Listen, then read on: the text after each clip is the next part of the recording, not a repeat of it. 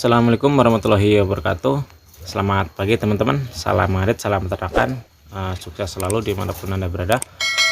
Dan oke teman-teman, ini di pagi hari tapi sudah turun hujan ya. Jadi ini mungkin sudah memasuki musim penghujan karena setiap harinya pasti selalu turun hujan.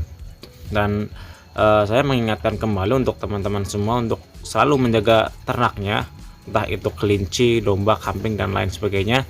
Ya, terutama untuk peternakan kelinci ini selalu jaga kondisi kelinci ataupun kesehatan kelinci di musim penghujan. Karena apa? Karena biasanya di musim penghujan itu kalau untuk kelinci sendiri biasanya akan lebih rentan terserang penyakit.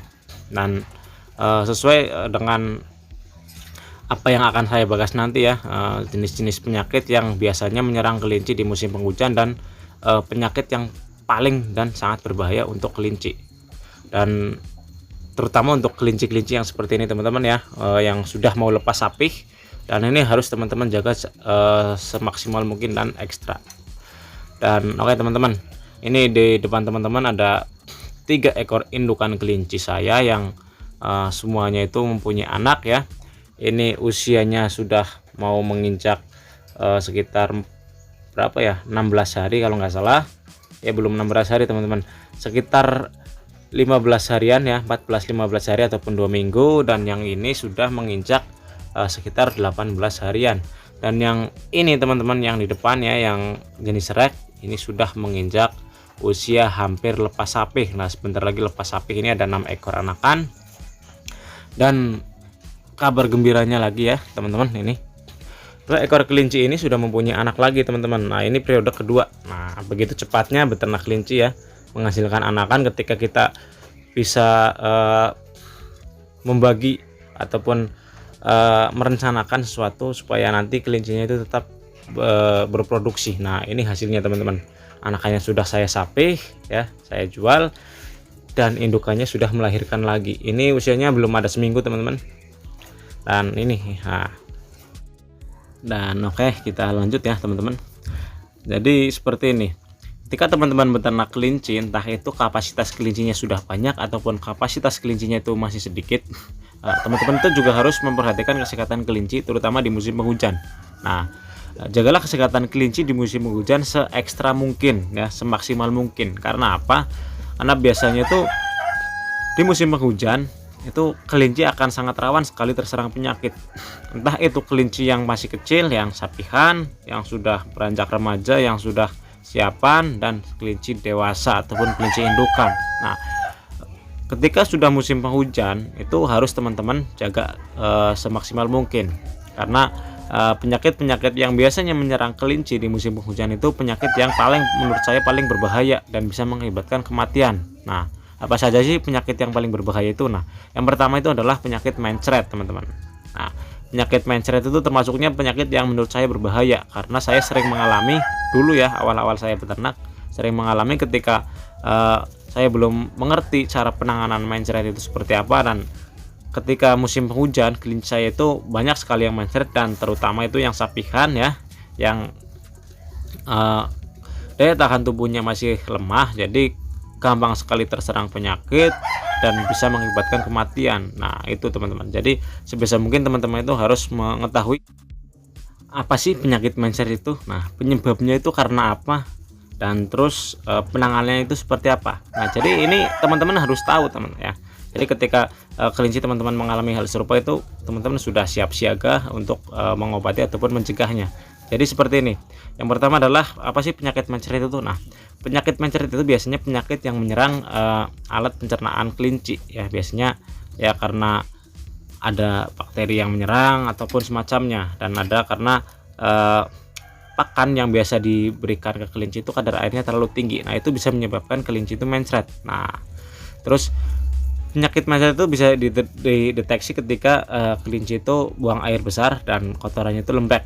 Nah itu tanda-tanda kelinci terserang penyakit mencret teman-teman. Nah penyebabnya sudah saya jelaskan tadi ya, karena biasanya pakan yang diberikan itu kadar airnya terlalu tinggi dan ya diberikan secara terus menerus, atau bahkan contoh misalkan kita memberikan pakan rumput, nah rumputnya itu masih termasuknya basah ya, kita berikan. Nah 1, 2, 3 hari. Nah, kita berikan berturut-turut. Nah, itu biasanya di hari keempat ataupun hari kelima kelinci mengalami mencret ataupun buang air besarnya lembek.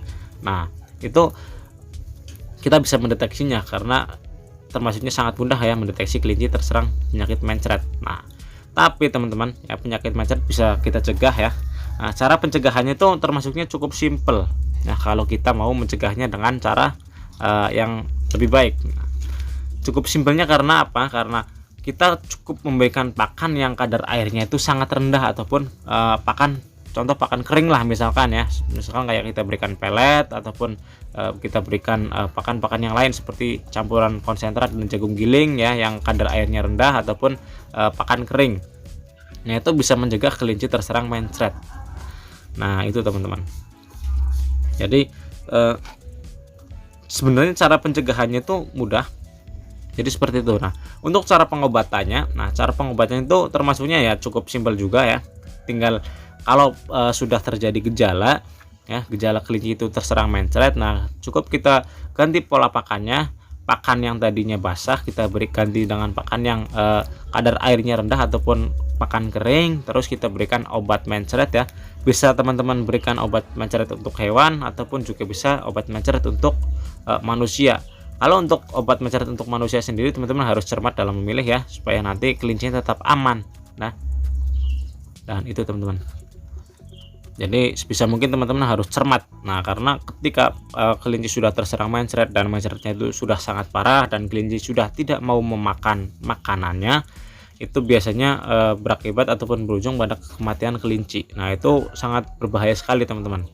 Karena awal-awal beternak saya juga dulu sempat mengalami hal serupa ya, ketika saya tidak paham ataupun belum paham dalam ternak kelinci dan saya mengalami gangguan yang seperti tadi saya jelaskan ya, mencret, karena dulu saya memberikan pakan itu ampas tahu dan rumputnya rumput segar saya berikan. Nah, itu kesalahan saya sendiri teman-teman, karena saya belum begitu paham dan belum begitu tahu tentang penyakit-penyakit yang biasa kelinci alami.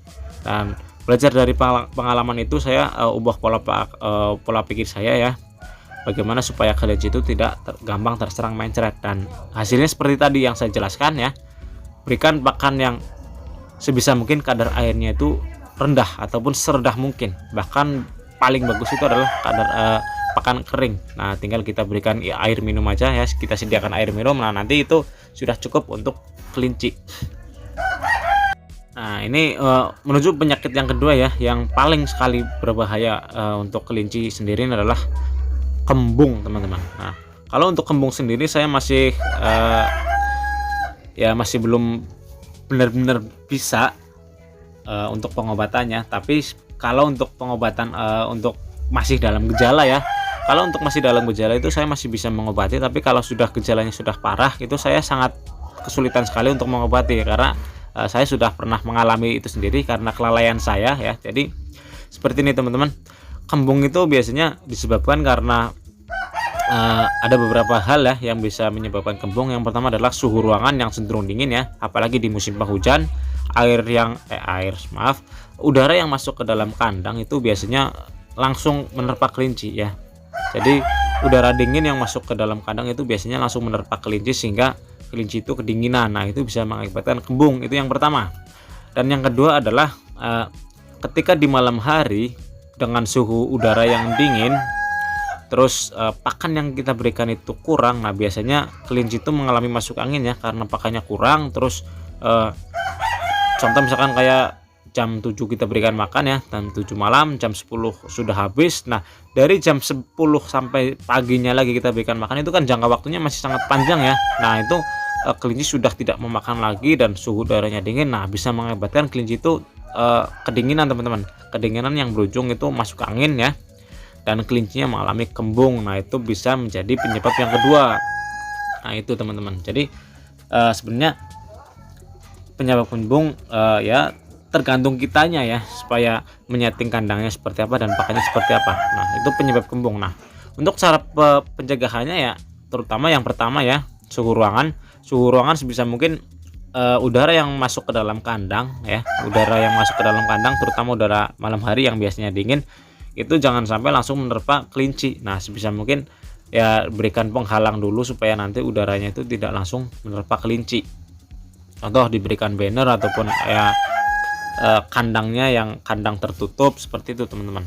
Nah tapi harus ada ventilasinya supaya nanti ada pergantian udara yang masuk.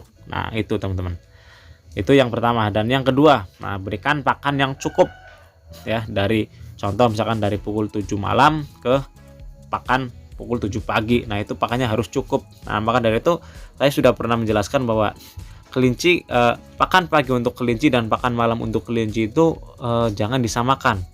Lebih banyak pakan malam ketimbang pakan pagi, karena kelinci biasanya lebih aktif di malam hari itu. Jadi sebisa mungkin contoh misalkan di pagi hari berikan pakan 40%, nah di malam hari kita berikan 60% untuk kelinci. Nah karena pakannya itu ataupun jarak untuk makannya ataupun aktivitas kelinci itu lebih aktif di malam hari. Nah sebisa mungkin seperti itu teman-teman.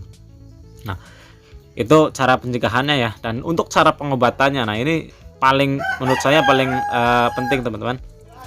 Cara pencegahannya itu kita bisa lakukan dua macam ya, karena biasanya kalau untuk kelinci kembung itu ya yang masih dalam tahap gejala itu masih bisa kita sembuhkan ya. Tapi kalau untuk kelinci yang sudah memasuki gejalanya sudah kronis ataupun sudah parah, nah itu paling susah saya sembuhkan, karena biasanya ketika sudah parah itu kelinci sudah tidak mau makan dan ya kondisinya lemas. Nah jadi akan saya berikan tipsnya untuk pencegahan di awal ya, pencegahan di awal ataupun masih dalam tahap gejala. Nah biasanya kelinci kembung itu bisa kita deteksi ya, perutnya itu membesar teman-teman, bagian perutnya, bukan bagian punggungnya tapi bagian perutnya. Nah ketika kita pencet itu biasanya tidak keras ya, tapi ngepong. Ngepong itu istilahnya apa ya, kayak tidak ada isinya. Terus kalau kita tepuk itu bunyinya beng beng beng seperti itu, seperti di dalamnya itu ada anginnya. Nah itu untuk ciri-ciri penyakit kembung di awal ya, tapi kelinci biasanya masih mau makan. Nah terus ciri-ciri yang selanjutnya adalah biasanya kelinci itu kalau istirahat itu terlihat lesu ataupun lemas. Nah biasanya itu bisa kita deteksi teman-teman. Nah tinggal kita cek aja apakah kembung ataupun penyakit yang lain. Nah itu seperti itu ya. Tapi kelinci masih mau makan biasanya seperti itu. Dan ketika kelinci masih mau makan itu kita bisa langsung obati dengan beberapa obat untuk penyakit kembung ya. Ada obat untuk penyakit kembung itu biasanya tersedia di berbagai toko ya, terutama toko peternakan ya, ataupun di apotek juga ada untuk obat kembung manusia itu bisa digunakan. Nah biasanya saya menggunakan Probaga Zero teman-teman. Itu obat kembung ya, tapi untuk tahap gejala. Nah takarannya itu sedikit aja ya, pagi dan sore hari 2 kali ya, Probaga Zero. Nah itu termasuknya cukup ampuh untuk kelinci-kelinci yang terserang kembung di awal. Tapi kalau untuk yang sudah sangat parah, nah itu yang masih saya belum bisa mengobatinya. Tapi kalau masih tahap gejala, tahap awal, nah itu saya masih sanggup untuk mengobatinya teman-teman. Nah mungkin itu ya teman-teman, 2 penyakit yang biasa menyerang kelinci di musim hujan dan yang sangat paling berbahaya ya. Semoga itu bisa menjadi gambaran teman-teman supaya nanti bisa melakukan pencegahan. Nah supaya tidak kelinci teman-teman itu tidak mudah terserang penyakit. Nah kalau untuk teman-teman yang sudah mempunyai ramuan-ramuan yang bisa meningkatkan daya tahan tubuh di musim penghujan, nah itu malah lebih bagus lagi ya, terutama untuk kelinci-kelinci sapikan yang biasanya sangat riskan sekali terserang penyakit-penyakit yang seperti tadi saya jelaskan. Dan mungkin cukup sekian dari saya teman-teman. Kalau ada yang masih bingung tinggal tanyakan di kolom komentar ya, apa yang masih bingung nanti sebisa mungkin akan saya jawab, sebisa mungkin akan saya bantu. Nah mungkin cukup sekian dari saya. Wassalamualaikum warahmatullahi wabarakatuh.